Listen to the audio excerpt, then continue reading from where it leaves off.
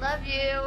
A 13-year-old girl went missing from her Colorado home with little evidence to explain what happened.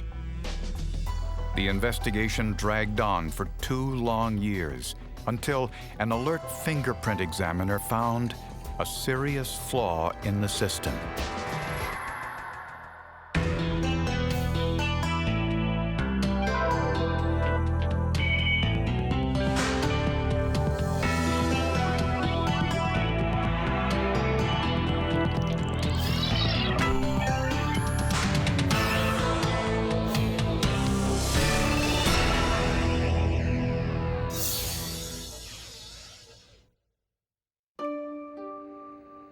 September 7, 1991 was like most other days for the Church family.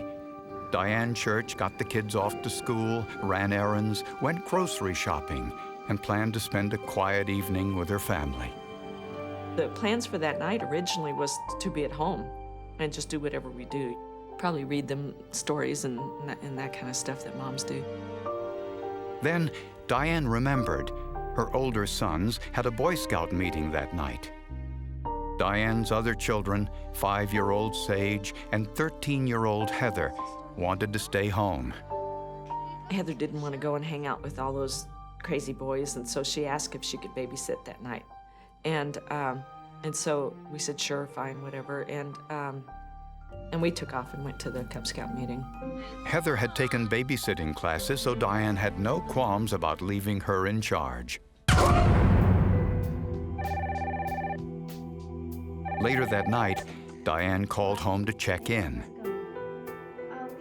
I guess it was right before 8:30, and I heard the TV on in the background, and I said, "Oh, what's going on?" And she goes, "Oh, Mom, I just let him stay up a little bit. I'll put him to bed." You know? Diane and the 2 boys returned home around 10 o'clock.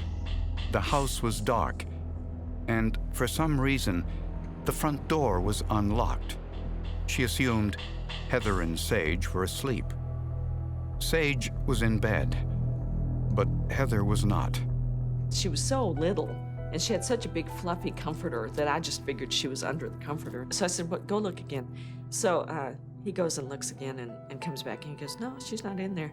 So I went and looked, and she wasn't in there, and then that's when it all fell apart. Diane and her children searched the house and their 5-acre property. They found no sign of Heather. So Diane called police. And they said, well, 98% of these calls turn out to be runaways. And I just said, oh, well, this is the other 2%. When investigators arrived, they found the property full of friends and relatives.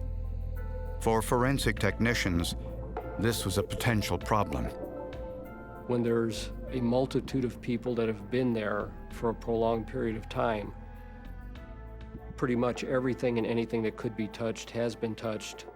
Footwear impressions, tire tracks, anything at all that might be unusual is more difficult to identify. There was no apparent sign of forced entry or foul play or even of a struggle. The only thing taken or person taken was Heather. She was the only thing missing from the scene that we could identify. The search continued throughout the night, and still, there was no sign of Heather.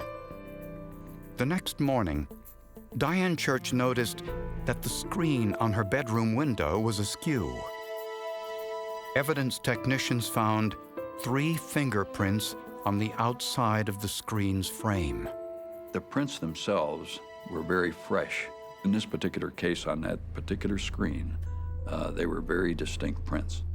But these fingerprints could have been left by anyone. Dozens of people had been in and around the house.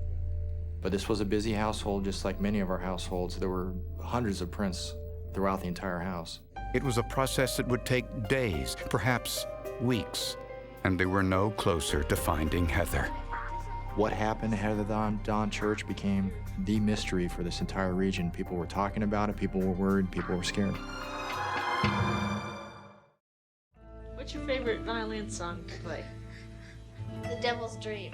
Yeah, that's a good one. I like that one. The possible abduction of 13-year-old Heather Church was unusual for Colorado Springs, Colorado, a community with very little crime. I think it heightened all the concern about taking safety measures with your children and making sure they understood about, stranger danger concerns and things like that.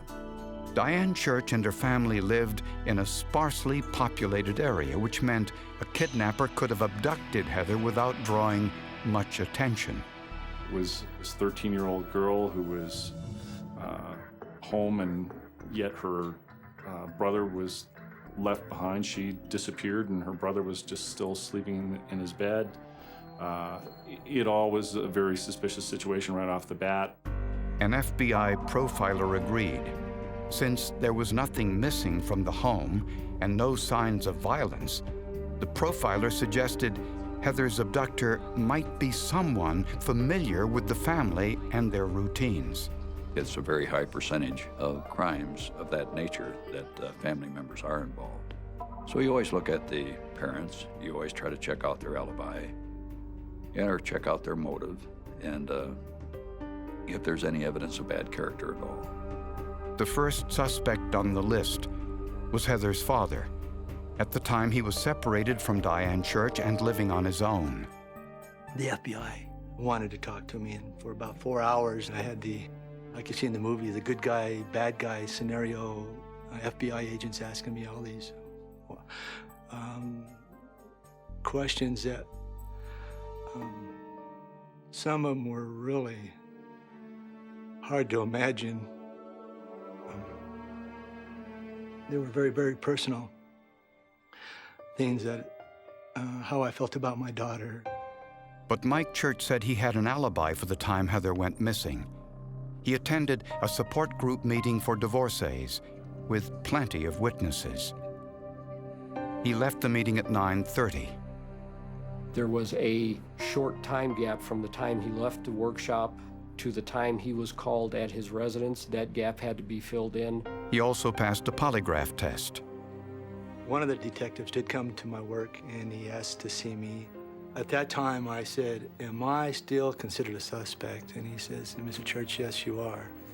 And I said, "Well, I think that you need to look somewhere else." Diane Church was also considered a suspect.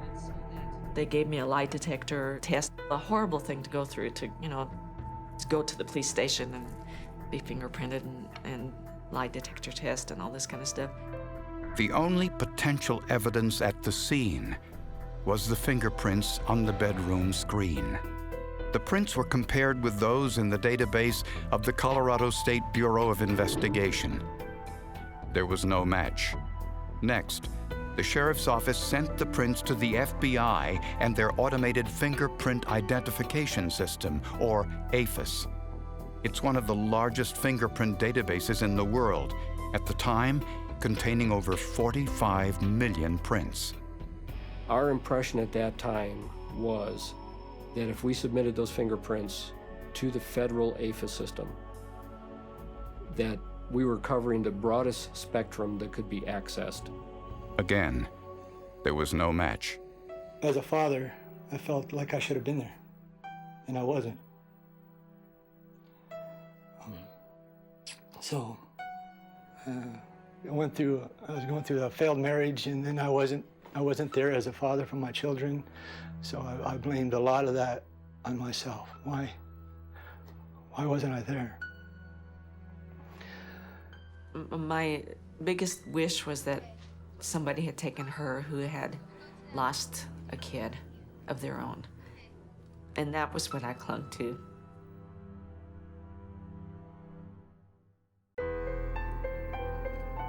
The investigation into Heather Church's disappearance dragged on for months, then years. The fingerprints found on the bedroom window screen didn't match any in the state or national databases. Despite this, the family never lost hope. I think that's what got me from one day to the next. And then I have those days that I would see her up in the mountains somewhere. alone and calling for me. It was agonizing. So I had to put myself in a right frame of mind, and I tried to get out of those type of situations. Exactly 2 years after Heather went missing, the family was told that a hiker had found a human skull near Pikes Peak, just 15 miles from their home. The skull was recovered in a pretty remote area of El Paso County off Rampart Range Road, about over 7 miles from town, by a hiker in a pretty steep ravine, about a 400-foot ravine. The skull was that of a young Caucasian female. The news came on, and the reporter was holding the skull and was saying, this body has been found, yada yada, and all the details. And this had happened to me so many times since she went missing. It's amazing how many bodies are found. Dental records identified the victim. It was Heather Church. At the beginning, I didn't want to hear it.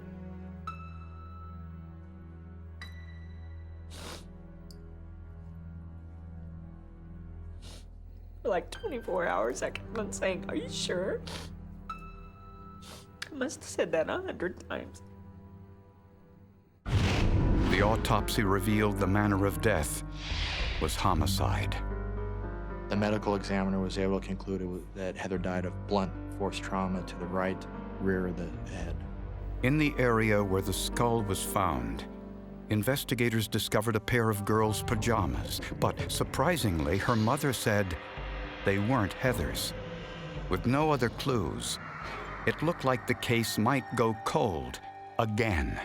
But before that could happen, the newly elected sheriff of El Paso County made the Heather Church case his first priority. And one of his main topics that he wanted to work was the Heather Dawn Church case. And he asked me if I would look into it. When Lou said he was going to open the case up, I thought to myself, what good is this going to do? You know, what are you going to find out that these other police officers and detectives didn't know? Detective Lou Smith turned to the only possible clue to the killer's identity: the 3 fingerprints found on the bedroom window screen at the Church's house. At the same time, latent print examiner Tom Carney took a fresh look at these prints, too. He was new to the El Paso County Crime Laboratory. He came from Miami, where he learned something not many others knew. The FBI's fingerprint database did not contain the prints of everyone in the United States who was convicted of a crime. I knew right away that all these APHIS systems out there had not been searched. To the best of my knowledge, only 2 APHIS systems had been searched. I just assumed that it was a centralized network. And Tom Carney was the one that really opened our eyes on that. Generally, the FBI stores only the fingerprints of criminals convicted of major crimes, not those convicted of minor crimes like burglary or theft. So Carney needed to identify every database that had fingerprints which were not on file with the FBI. I just contacted every state and try and track down every system in every state, including Canada and even Mexico. Carney identified 92 fingerprint databases in North America that hadn't been searched for the prints from the Heather Church case. I left a note for our photographic lab saying, please make 92 sets of the Heather Dawn Church crime scene latents, and I'm going to mail them out, and that's what I did. 4 weeks later, Tom Carney got a surprise.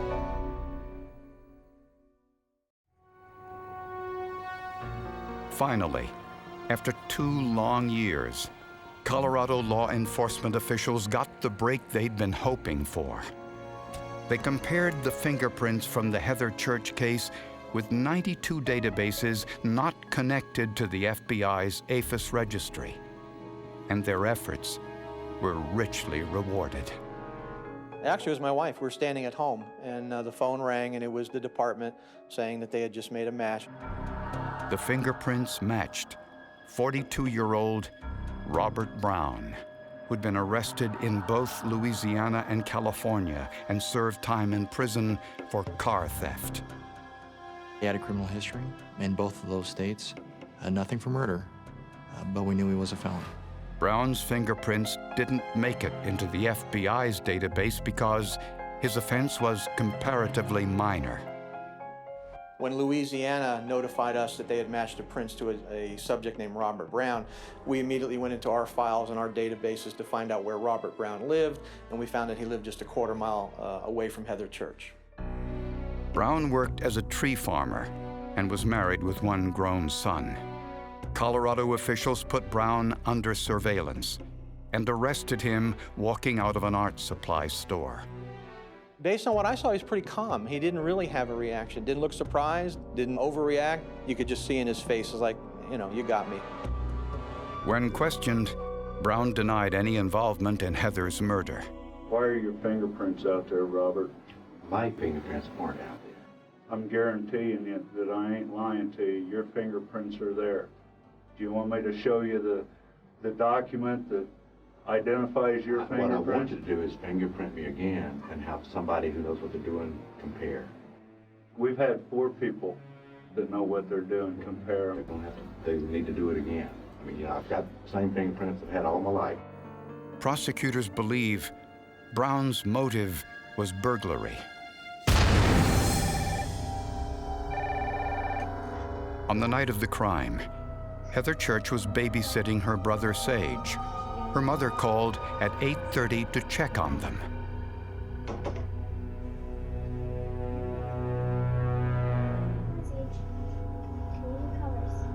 After her mother called, Heather put her brother to bed, turned out the lights, and went to sleep herself.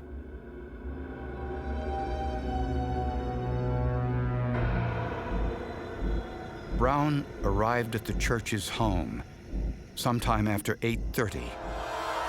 The house lights were off, and there was no car in the garage, so he probably thought no one was home. Brown entered the home through a window into one of the empty bedrooms. He most likely wore gloves, but when he had difficulty removing the screen, he took them off and inadvertently left 3 prints behind. Prosecutors believe Heather heard the noise and went to investigate. When Brown saw her, he realized Heather could identify him, so he struck her in the head with a blunt object, killing her instantly. He carried Heather's body out through the front door, which he left unlocked, loaded her into his vehicle, and drove to the mountains, where he dumped her body in a ravine. To avoid the death penalty, Brown pleaded guilty to kidnapping and murder and was sentenced to life in prison with no chance of parole. It's just, I think, just a scary prospect to all of us that people can do these things and, at least for a while, get away with it. Had it not been for an alert fingerprint examiner, Brown's print might never have been matched. The APHIS systems have to be organized into one central location where all fingerprint files are kept, so that you don't have to go through so many different agencies in order to find out the answer sometime. Once in prison, Robert Brown made a shocking revelation. He admitted that Heather Church wasn't his first murder victim. He said he killed another Colorado Springs woman named Rocio Sperry, who'd been reported missing in 1987. He said he put her body in a trash dumpster. The Sperry case was a classic cold case. It was a missing person. Wasn't really investigated as a homicide. Investigators weren't entirely surprised by Brown's revelation. The unidentified pajamas found near Heather's body led them to suspect there were other victims. It wasn't surprising to me that he had done other killings. I knew from the beginning, once we made the arrest, that he was a serial killer. I mean, I think that was pretty common among investigators, that this wasn't his first time. Eventually, Brown confessed to 48 murders, including one he committed while serving in the U.S. military in South Korea. There have been serial killers through here before. You know, you hate to think that there are others, but apparently he was one. Robert Brown was one. Investigators around the country are still trying to corroborate Brown's claims. If true, Brown may be one of the most prolific serial killers in American history. And he might still be free if it weren't for the local fingerprint databases in Louisiana and California, and the investigators who knew where to look. What I hope the episode shows is, number one, is you don't give up. Because it's a cold case, keep trying. And obviously, technological communication is important. One department didn't talk to another, one system wasn't connected to another. It's very important to have that communication, both from a technological standpoint and a personal standpoint. You just don't know sometimes how just a little clue, just a little fingerprint, and will lead you right directly to the killer. They wouldn't have been able to find Brown without those forensics. That fingerprint was the thing that nailed the nail in the coffin for him. And without that, after over a year, I don't know how anything could have evolved out of that.